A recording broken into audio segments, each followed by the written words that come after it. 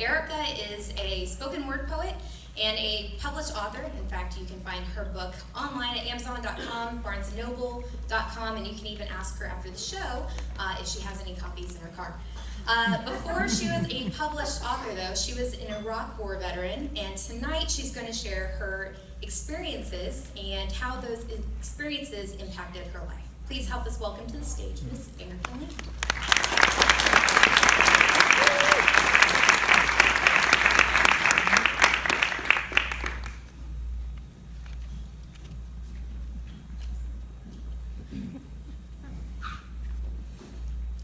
In 2005, I was deployed to Mosul, Iraq.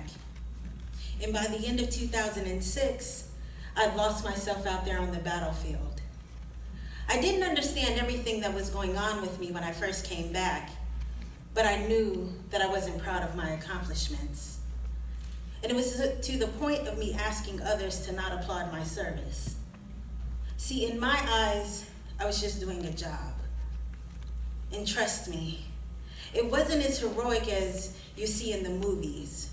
See, because the movies, they tend to tell of glory and often fail to highlight the mental anguish that follows war. And I didn't get my happy ending. And neither did a million other soldiers who lost their lives, who lost their minds, who live with the beat of a broken heart daily. See, like many of them, I was diagnosed with post-traumatic stress disorder. And it's a disorder you think you know about because of the words used to describe it. Fight or flight responses, flashbacks and nightmares, anxietal sonifications. Words that describe, but they can never fully explain why helicopter blades and ceiling fan blades look and sound the same to me sometimes. They can't explain why, at the sound of firecrackers, I found myself huddled in a closet with my nephew in my arms, listening to him tell me it's okay and to not cry at 2 years old. It doesn't explain my disassociations, like the time I was handcuffed curbside, heaving and sweating in fear because I didn't know, and I still don't know what happened past the point of the cop knocking on the window. It doesn't explain why I harbored so much anger toward my best friend, the person who'd been there for me since I was 15 years old. It doesn't explain why I felt like it'd be easier to end my life than to deal with the pain. There's a 20th century war poet, Siegfried Sassoon, who wrote the line, "Pray you'll never know the hell where youth and laughter go." And for me, the war was pure hell. And I'm gonna try to paint a picture for you, okay?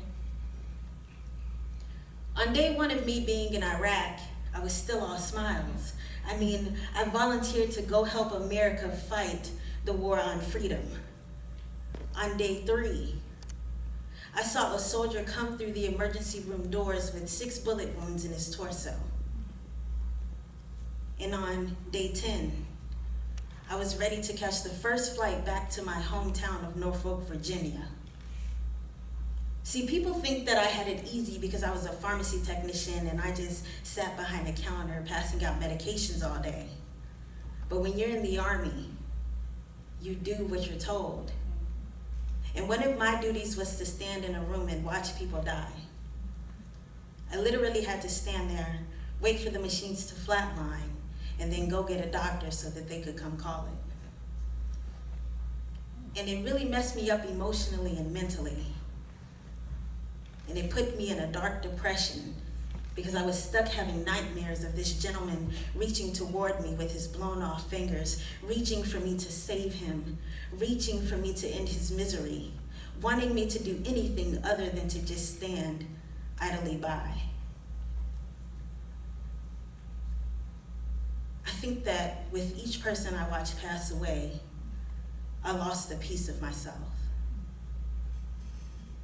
And I didn't know who I was for a very long time. I felt like I had condemned myself to hell for just standing there. But they say that sometimes you meet angels.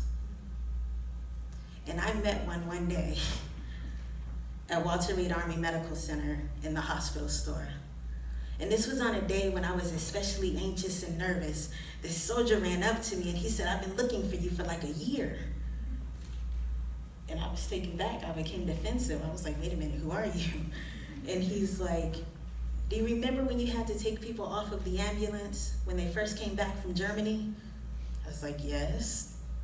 He said, "Well, you're the first person I saw when they pulled me off the ambulance. And you looked me in my eyes and you said, 'You're home now. Everything will be okay.'" And I looked at him and he smiled and I started crying. And he said, "It's okay." He said, "Because I am missing one leg, but I'm standing here today, getting through my healing process because I've had your words on repeat in my head that everything will be okay because I'm home now." And it is. And I began to cry harder because I felt a great weight lift from my shoulders. I had been filled with so much guilt for just standing there doing nothing. But in that moment, I realized that I can help people even if I don't know that I'm helping. So every day I wake up, I try to live an uplifting life. And I try to encourage others and make them smile.